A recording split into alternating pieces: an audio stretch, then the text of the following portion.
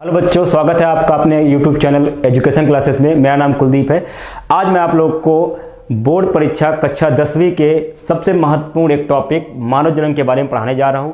बच्चों, हमने इससे पहले देख लिया है कि विभिन्न प्रकार के जीवों में किस प्रकार से जनन होता है, अलैंगिक जनन किस प्रकार से होता है, पुष्पीय पौधों में लैंगिक जनन किस प्रकार से होता है। आज का जो हमारा प्रमुख विषय है वो है मानव का जनन। ठीक, आज हम पढ़ेंगे बेटा मानव जनन से संबंधित सभी चीज़ें जो कि आपकी कक्षा 10वीं के आने वाले एग्जाम के लिए बहुत ही महत्वपूर्ण है और इसमें से प्रत्येक वर्ष निश्चित रूप से कुछ प्रश्न पूछे जाते हैं। आइए बच्चों, स्टार्ट करते हैं।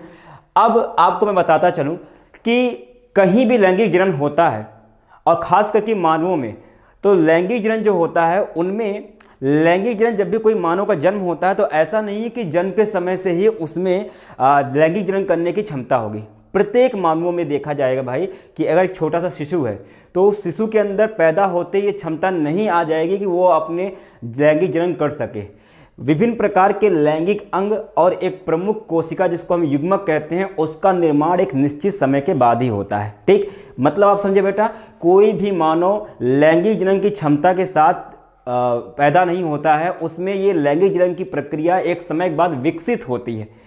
और ये जो विकसित होती है बेटा, तो वो जो मानव में लैंगिक जनन का प्रारंभ होता है उस अवस्था को बेटा हम कहते हैं यौनारंभ, या जिसको किशोरावस्था कहते हैं। मतलब एक लड़का एक लड़की जब किशोरावस्था में पहुंचते हैं, जिस 10 से लेकर के 14 साल की आयु के मध्य में, तब उनके शरीर में कुछ ऐसे परिवर्तन आते हैं जो उनको इस काबिल बनाते हैं कि वो अब लैंगिक जनन कर सकते हैं। मतलब एक पूरा परिवर्तन आएगा शारीरिक रूप से, मानसिक रूप से, और कुछ नई कोशिकाएं बनेंगी जिनको हम जनन कोशिका युग्मक कहते हैं। तभी क्या होगा, किसी भी मानव में लैंगिक जनन करने की क्षमता उत्पन्न होती है। देखो, किशोरावस्था से पूर्व एक लड़के और लड़की में, ठीक, एक बालक और बालिका में जो परिवर्तन होंगे वो समान होंगे। जैसे दांतों का विकास होना, ठीक, धीरे धीरे हाइट का बढ़ना, बाल का बढ़ना, ये सब एकदम कॉमन होंगे, लड़के लड़की में समान रूप से होंगे।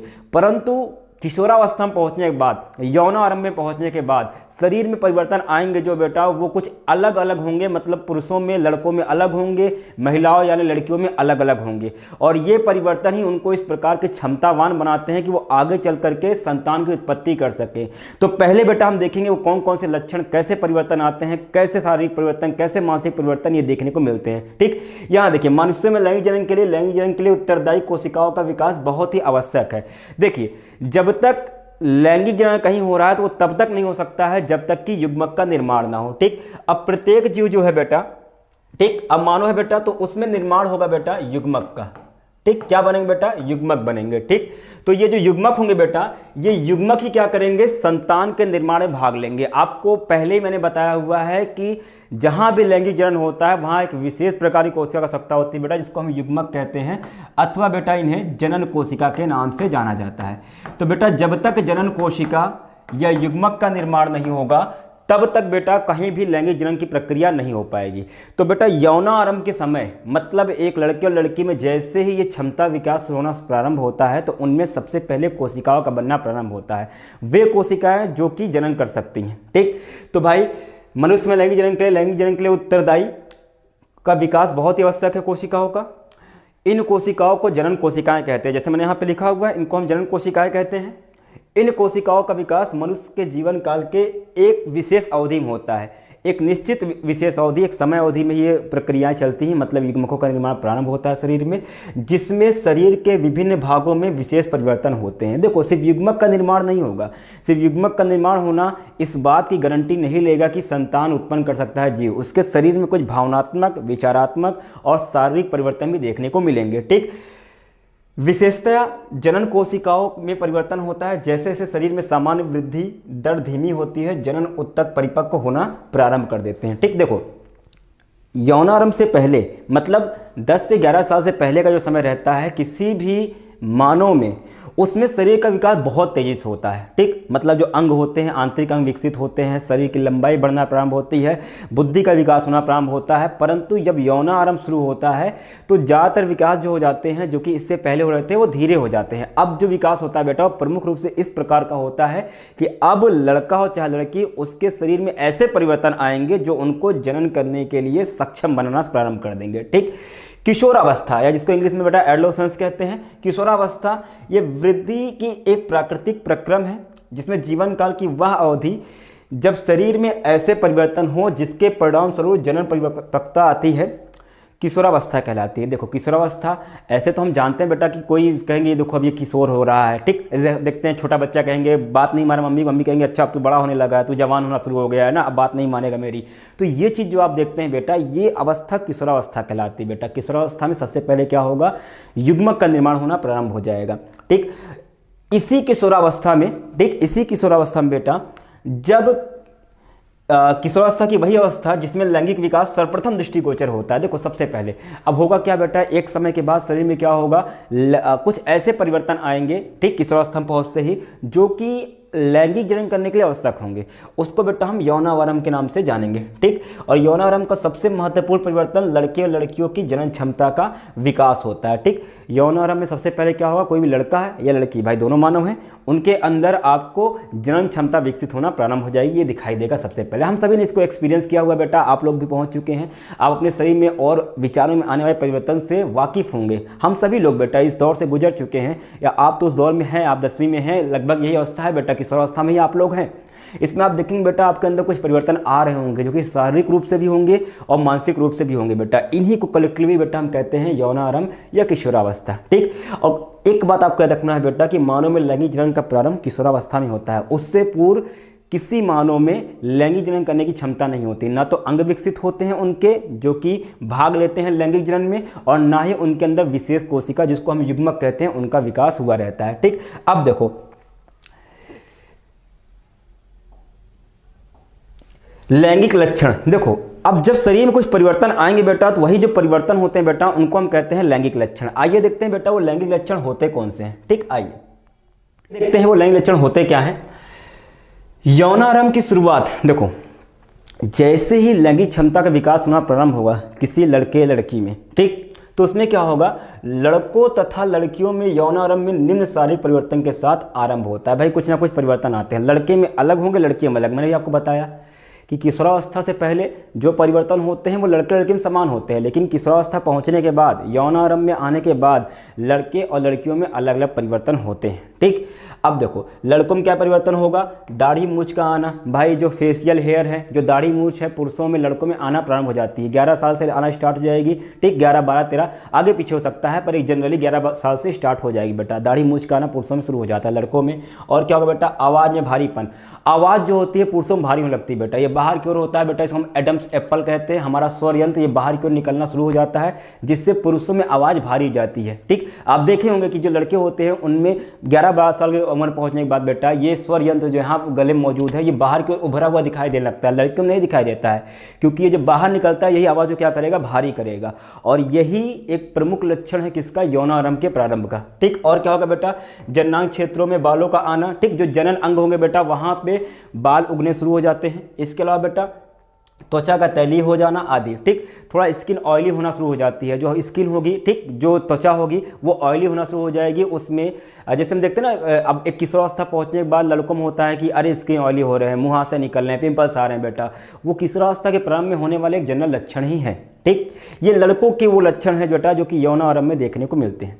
लड़कियों में जो परिवर्तन आते हैं बेटा वो अलग होते हैं। उनमें क्या है बेटा, लड़कियों में क्या परिवर्तन आते हैं, स्तन का आकार में वृद्धि होना। भाई हम जानते हैं कि मानव स्तनधारी होता है, और जो भी स्तनधारी जीव होते हैं वो अपने नवजात शिशु को दूध पिलाते हैं, और दूध पिलाने के लिए स्तन ग्रंथियां होती हैं जो कि मादा में अति विकसित होती हैं।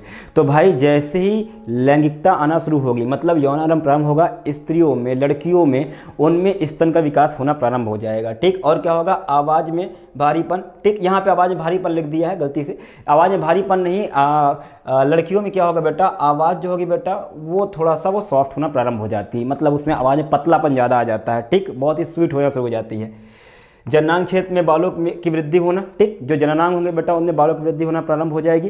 तो आवाज़ में बेटा क्या होगा, भारी पर पतलापन आएगा, मतलब आवाज़ स्वीट होना शुरू हो जाएगी बेटा। जनन अंग क्षेत्रों में बालों का आना प्रारंभ हो जाएगा, त्वचा तैलीय हो जाना और रजोधर्म का होना लगना, ठीक। रजोधर्म क्या होता है बेटा, एक विशेष प्रक्रिया होती है जिसको हम जनरल भाषा में पीरियड्स कहते हैं, वह भी फीमेल में स्टार्ट हो जाता है, ठीक। देखो मैं आपको एक चीज़ बताता हूँ बेटा, ये 1 नंबर क्वेश्चन पूछता है बोर्ड में, रजोधर्म का आना। देखो जैसे बेटा यौनारंभ होगा, ठीक, जैसे यौनारंभ होगा, ठीक, किस में बेटा, लड़कियों में, लड़कों की बात नहीं कर रहा हूँ, उनमें ये रजोधर्म आना शुरू हो जाता है, मतलब कि मेंस्ट्रुएशन शुरू हो जाता है, आवर्त चक्र प्रारंभ हो जाता है। और जब रजोधर्म पहली बार आता है, जो प्रथम रहेगा बेटा, प्रथम रजोधर्म, उसको बेटा हम कहते हैं रजोदर्शन। क्या कहते हैं बेटा, रजोदर्शन।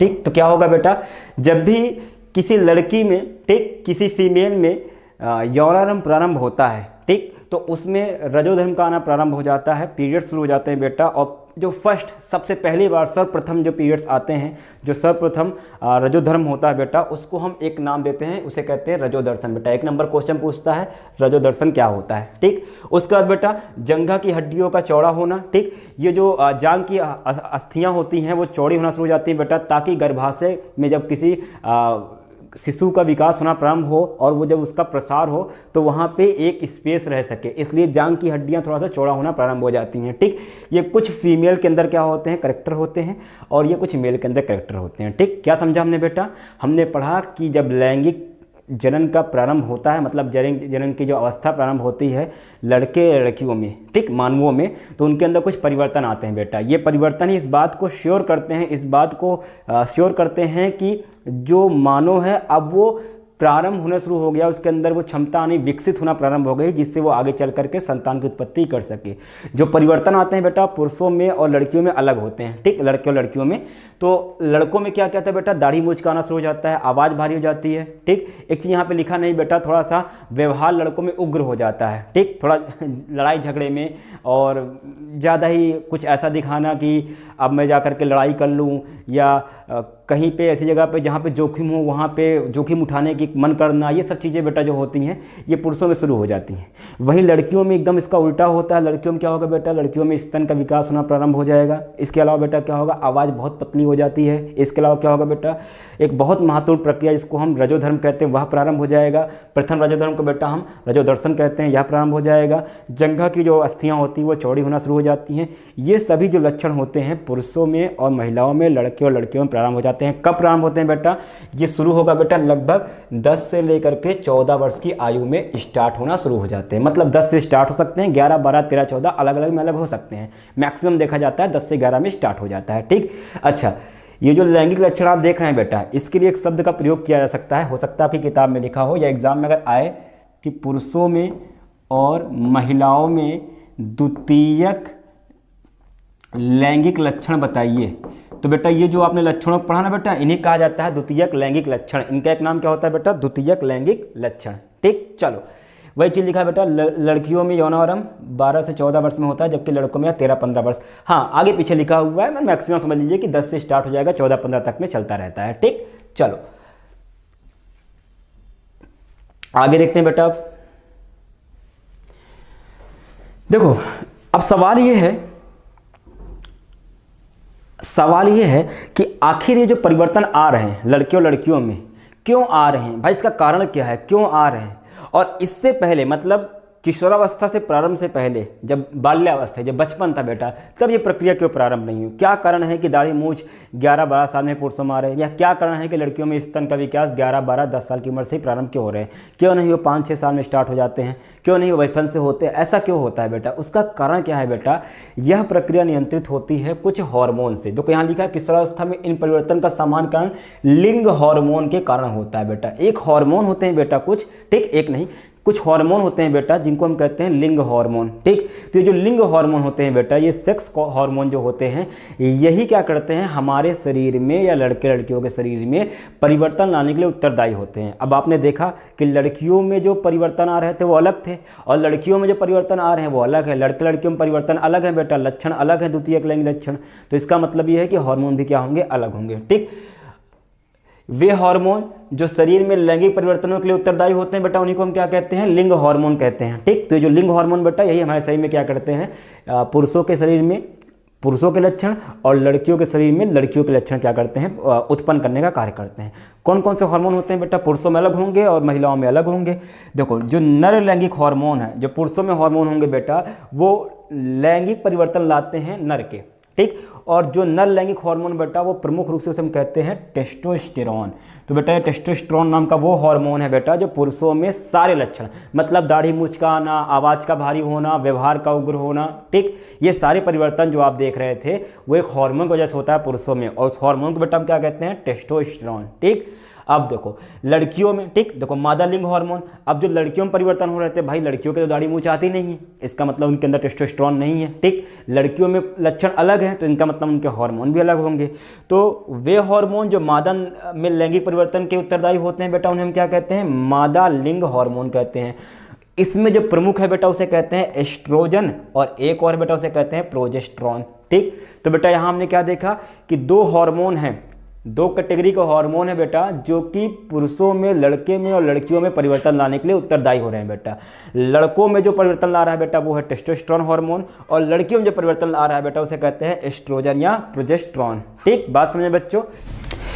तो बच्चों हमने देख लिया अब तक के लैंगिक लक्षण कैसे होते हैं, कौन से हार्मोन उत्पन्न करते हैं, उसके बारे में देख लिया बेटा। अब हम आते हैं बेटा मानव के जनन तंत्र के बारे में। देखो बच्चों अभी आपको एक चीज़ मैं आपको फिर से बताता हूं कि जो मानव होता है वो क्या होता है, एक लिंगी, मतलब एक मानव के अंदर एक ही प्रकार का लैंगिक अंग, एक ही प्रकार का युग्मक बनेगा। ऐसा नहीं बेटा कि एक ही शरीर के अंदर नर युग्मक और मादा युग्मक दोनों बन जाएं, या एक ही शरीर के अंदर नर जनन तंत्र और मादा जनन तंत्र दोनों ही उपस्थित हों, ये इम्पॉसिबल होता है, ठीक। परंतु यहाँ पे क्या है बेटा, मानव एक लिंगी जीव है, यूनिसेक्सुअल है, मतलब एक मानव के अंदर एक ही प्रकार का युग्मक बनेगा और एक ही प्रकार का जनन तंत्र पाया जाएगा बेटा। तो पहले हम पढ़ेंगे बेटा मानव जनन तंत्र के बारे में, जैसा कि आपकी एनसीईआरटी किताब में दिया हुआ है। देखो बच्चों जो नर जनन तंत्र होता है, मतलब कि मेल रिप्रोडक्टिव सिस्टम, ठीक, वो है क्या बेटा, देखो जनन कोशिकाओं उत्पादित करने वाले अंग एवं उन जनन कोशिकाओं को निषेचन के स्थान तक पहुंचाने वाले अंग संयुक्त रूप से नर जनन तंत्र बनाते हैं। देखो भैया करना क्या है कि पहली बात तो एक जनन कोशिका बनानी है, ठीक, नर जनन कोशिका बेटा। नर जनन कोशिका को बेटा हम कहते हैं शुक्राणु या स्पर्म, ठीक। तो नर युग्मक को, नर जनन कोशिका को बनाना है बेटा, और इस नर जनन कोशिका को पहुंचाना है उस स्थान पर जहां पे निषेचन हो सके। भैया निषेचन क्या होता है, नर और मादा युग्मक के जुड़ने की घटना को निषेचन कहते हैं। और हमने ये पहले ही जान लिया भाई कि अगर कहीं लैंगिक जनन होगा तो वहां पे नर और मादा युग्मक का जुड़ना सबसे महत्वपूर्ण घटना है, ठीक। तो भाई नर युग्मक गति करते हुए जाएंगे, मादा युग्मक तक जुड़ेंगे, और नर युग्मक गति करके जिस स्थान पर जाएंगे बेटा वो है मादा जनन तंत्र में। और मादा जनन तंत्र तक पहुंचाने के लिए बेटा ये सारे जो अंगों का समूह बन रहा है जो कि इस पूरी प्रक्रिया करेगा, मतलब युग्मक का निर्माण भी करेगा और उस युग्मक को अपने टारगेट तक, मतलब मादा युग्मक तक पहुंचाने का कार्य भी करेगा बेटा। इस संपूर्ण तंत्र को बेटा हम नाम देते हैं नर जनन तंत्र, ठीक। नर जनन तंत्र बनाने वाले अंग जो जनन प्रक्रिया में भाग लेते हैं उसे नर जनन अंग कहते हैं। भाई जो जो ऐसे अंग जो नर जनन तंत्र में भाग ले रहे हैं बेटा उसे हम नर जनन अंग या नर जनन अंग कहते हैं बेटा। यहाँ पे एक उसका चित्र आपको दिया गया है बेटा, यह वृषण है, ठीक, यही वो प्रमुख अंग है बेटा जहाँ पे युग्मक का निर्माण होगा। इसके अलावा कुछ यहाँ पे सहायक नलिकाएं, कुछ सहायक ग्रंथियाँ और एक बाह्य जननांग देखने को मिलता है, ठीक। ये उसका महत्वपूर्ण चित्र है। अगर आपको परीक्षा में पूछेगा बेटा आप इसका स्क्रीनशॉट लेंगे, आपको यही चित्र वहाँ पे बना करके दिखाना है, ठीक बच्चों। तो आइए हम देखते हैं बेटा नर जनन अंग में या नर जनन तंत्र में कौन कौन से अंग पाए जाते हैं। बेटा मैं बार बार बता रहा हूं कि अगर कहीं पे भी तंत्र वर्ड लग रहा है नर जनन तंत्र, इसका मतलब वहां पे अंगों का समूह है, मतलब कोई एक अंग नहीं बेटा। तो कौन कौन से अंग है बेटा जो कि लैंगिक जनन में पुरुषों में मौजूद होते हैं, उपस्थित होते हैं बेटा, उसके बारे में हम चलिए आगे देखते हैं। अब देखो बेटा ये जो वृषण है, ठीक, ये पहला नर जनन अंग है। मुझे पेन ले लीजिए। अब पहला जो नर जनन अंग है बेटा उसे हम कहते हैं वृषण या फिर टेस्टिस। ये है बेटा वृषण या टेस्टिस, ठीक। नर जननांगों में वृषण प्रमुख अंग होता है बेटा। प्रमुख अंग वह अंग होगा, किसी भी जनन तंत्र में प्रमुख अंग उसी अंग को कहेंगे बेटा जिसमें युग्मक का निर्माण होगा। आप सोचिए अगर अंग ही नहीं होगा, मतलब सॉरी, आप सोचिए अगर युग्मक ही नहीं होगा तो लैंगिक जनन की कोई कल्पना ही नहीं है। तो इसका मतलब यह है कि सबसे महत्वपूर्ण है कि नर जनन या मादा जनन तंत्र में युग्मकों का निर्माण हो। तो ये युग्मक का निर्माण जिस भी अंग में होगा, चलो अभी हम आगे पढ़ेंगे बेटा जब मादा जनन तंत्र के बारे में, वहां भी ये होगा बेटा। मादा जनन तंत्र हो गया चाहे नर जनन तंत्र हो गया, दोनों में ही वही अंग प्रमुख होगा बेटा जो युग्मक का निर्माण करेगा। तो पुरुषों में बेटा या नर में वृषण वो प्रमुख अंग होता है जो नर जनन कोशिकाओं को अर्थात शुक्राणु का निर्माण करती है। क्या बताया था बेटा, शुक्राणु क्या होता है, नर युग्मक को हम शुक्राणु कहते हैं, और जिस अंग में युग्मक बनते हैं बेटा वही प्रमुख जनन अंग होगा। ठीक, यह उदर गुहा के बाहर वृषण कोश स्क्रोटम में स्थित होता है। इसके दो भाग होते हैं, एक वह भाग जो शुक्राणु का निर्माण करता है और दूसरा भाग जिसे अंतःस्रावी ग्रंथि इंडोक्राइन ग्लैंड भी कहते हैं। ये टेस्टोस्टेरोन नामक हार्मोन का स्राव करता है। मैं आपको बताता हूँ इसका अर्थ क्या है, ये चीज़ मैं आपको समझाता हूँ। टेस्टोस्टेरोन जो नर में लैंगिक परिवर्तनों के उत्तरदायी हैं और इसे नियंत्रण भी करते हैं। आओ देखते हैं बेटा इस चीज़ को हम जो हमने पढ़ा इसको थोड़ा एक्सप्लेन करते हैं। देखो उदर गुहा क्या होती है, जैसे मान लेते हैं बेटा एक मानव है, ठीक, मान लेते हैं एक मानव है, ये मैं एक मानव बना रहा हूँ बेटा। अब इस मानव के अंदर बेटा, ठीक, ये मानव है। अब आप देख सोच रहे हैं बेटा ये अंदर मैंने गोल सा क्या बना है, भाई हमारे अंदर अंग पाए जाते हैं, हमारे अंदर फेफड़े हैं, हृदय है, यकृत है, आंतें हैं, अग्नाशय हैं, इस प्रकार के बहुत से अंग पाए जाते हैं। अब सोचिए, आप सपोज करिए बेटा, मानिए कि हम सारे अंगों को बाहर कर देते हैं। अगर हम सारे अंगों को बाहर कर देंगे बेटा तो अंदर एक खाली स्थान बचेगा बेटा, जो खाली स्थान बचता है बेटा उसे कहते हैं बॉडी कैविटी या शारीरिक गुहा। ठीक, तो ये जो बॉडी कैविटी होती है बेटा दो तरीके की होती है। आपने बेटा पढ़ा है श्वसन तंत्र, आप जानते हैं हमारे बीचों बीच एक संरचना पाई जाती है, इसको हम कहते हैं डायाफ्राम। यहाँ पे क्या है बेटा, डायाफ्राम। अब देखो डायाफ्राम के ऊपर की जो गुहा है, ठीक, डायाफ्राम के यहाँ पे डायाफ्राम है, इसके ऊपर की जो गुहा है बेटा इसे कहते हैं वक्ष गुहा, इसे कहते हैं बेटा वक्ष गुहा। ठीक, और डायाफ्राम के जो नीचे की गुहा है बेटा जिसमें इंटेस्टाइन यानी कि आंतें वगैरह मौजूद होती हैं बेटा, इसे कहते हैं उदर गुहा।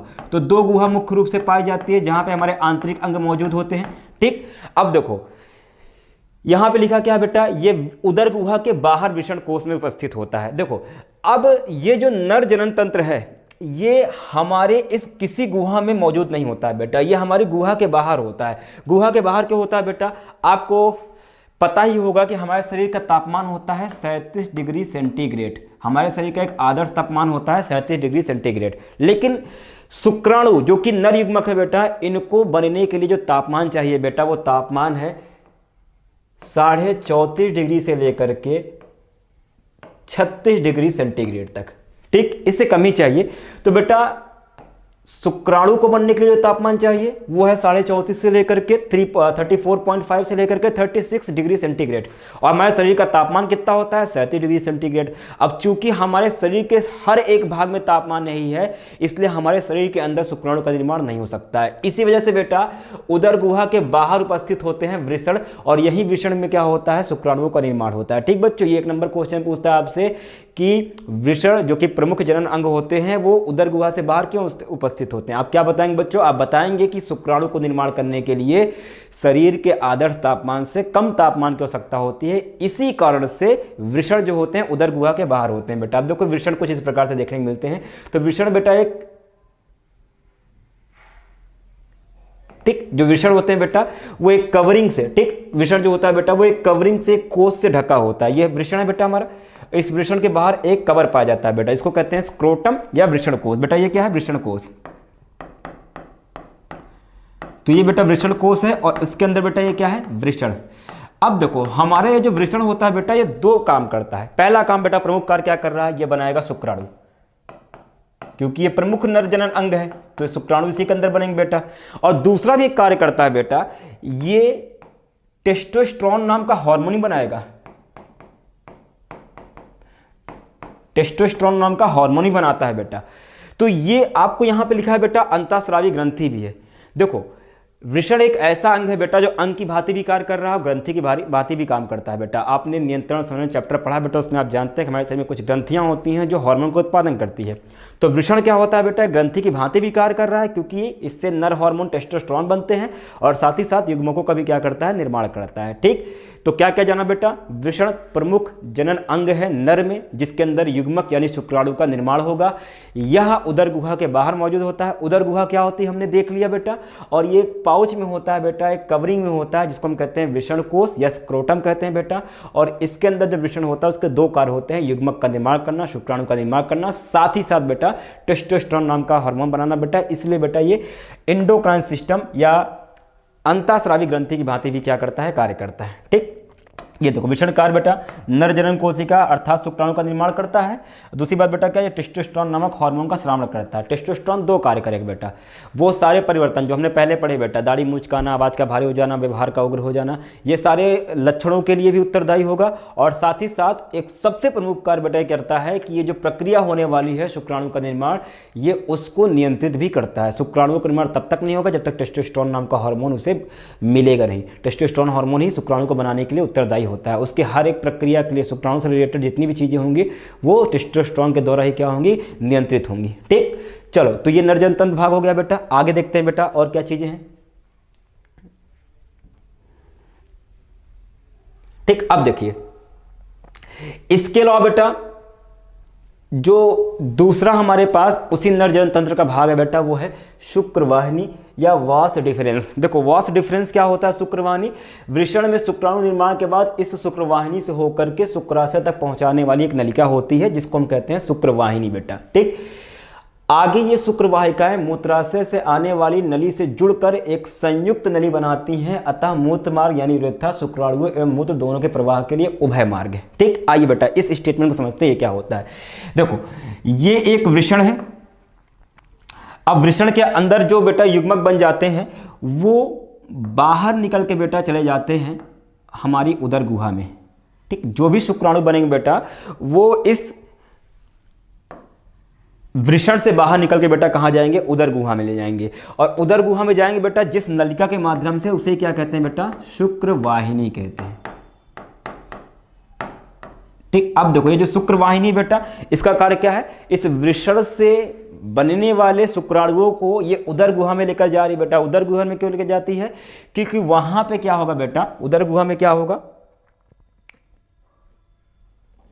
देखो फिर से बनाना पड़ेगा। उदर गुहा में क्या होगा, ये शुक्रवाहिनी चली गई बेटा। ठीक, ये शुक्रवाहिनी चली गई। ठीक, अब होगा क्या बेटा, यहां पे होता है मूत्राशय। ठीक, ब्लैडर, और मूत्राशय से जो नलिका बाहर की ओर जाती है बेटा उसे कहते हैं मूत्र मार्ग। ठीक, ये क्या है बेटा, मूत्र मार्ग, ये है मूत्र मार्ग।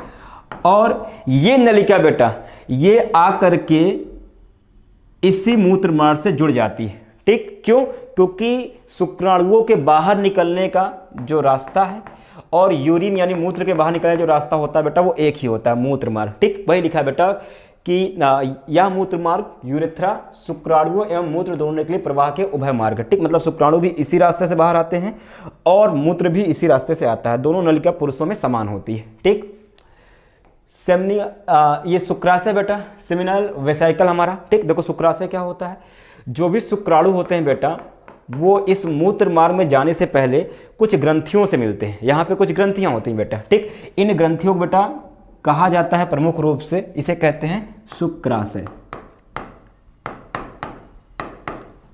ठीक, शुक्राशय क्या होता है बेटा, देखो शुक्राशय थैली जैसी संरचना है जो कि शुक्राणुओं का संग्रह करता है। ठीक, और इसके अलावा बेटा इसका काम क्या है, देखो ये जो शुक्राशय है इसमें आकर के बेटा ठीक सारे शुक्राणु इकट्ठा होते हैं और उसके बाद बेटा इस शुक्राशय से निकलते हैं कुछ द्रव्य, और वो द्रव्य प्लस शुक्राणु, दो चीजें बेटा, एक तो द्रव्य दूसरा शुक्राणु, ये दोनों मिलकर बेटा बनाते हैं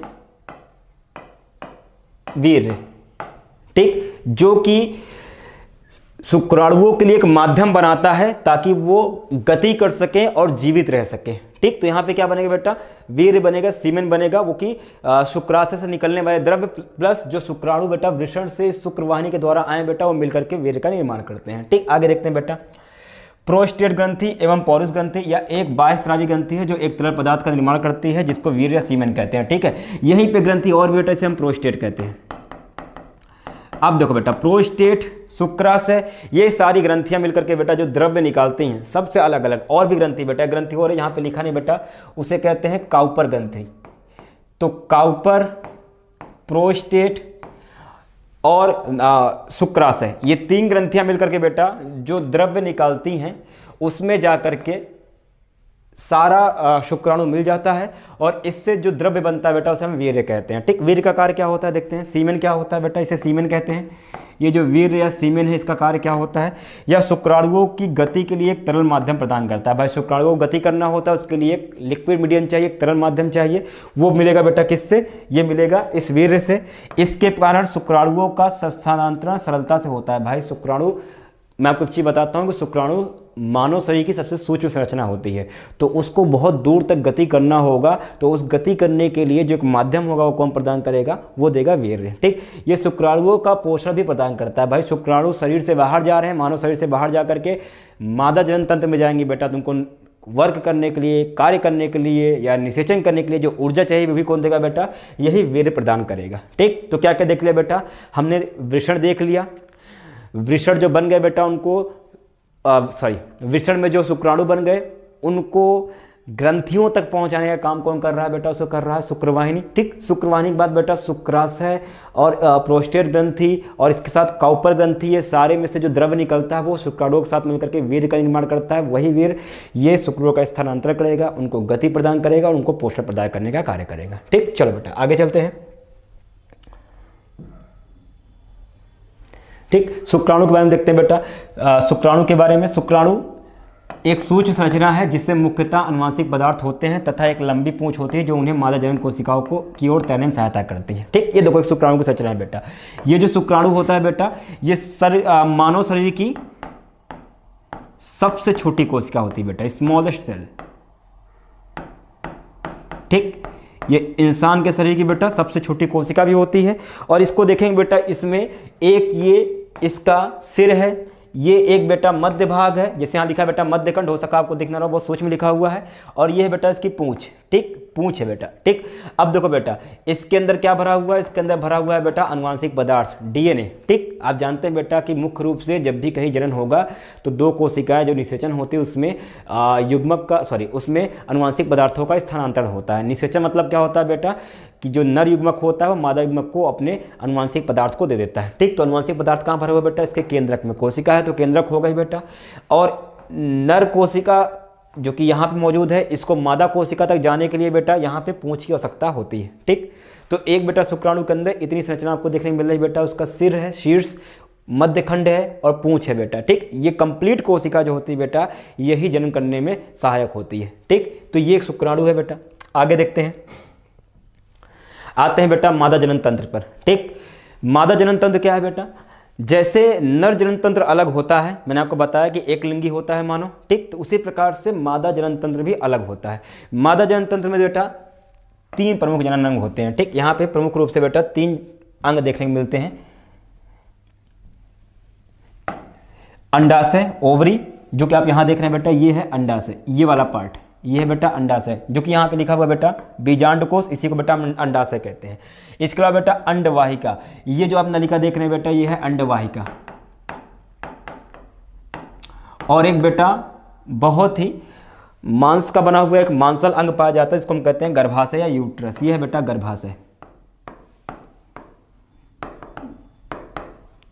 ठीक, तो ये वाला भाग जो आप देख रहे हैं बेटा, ठीक, यहाँ देखिए बेटा, ये वाला भाग ये है बेटा अंडाशय, ये वाला भाग ये है बेटा अंडवाहिका, और ये वाला भाग क्या है बेटा गर्भाशय।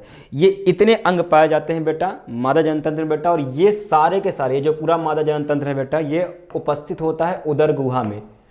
पुरुषों में ऐसा नहीं था बेटा, पुरुषों में देखा बेटा उदर गुहा के बाहर था, और यहाँ पे उदर गुहा के अंदर मौजूद होता है फीमेल में। ठीक, आओ देखते हैं बेटा इसके आगे।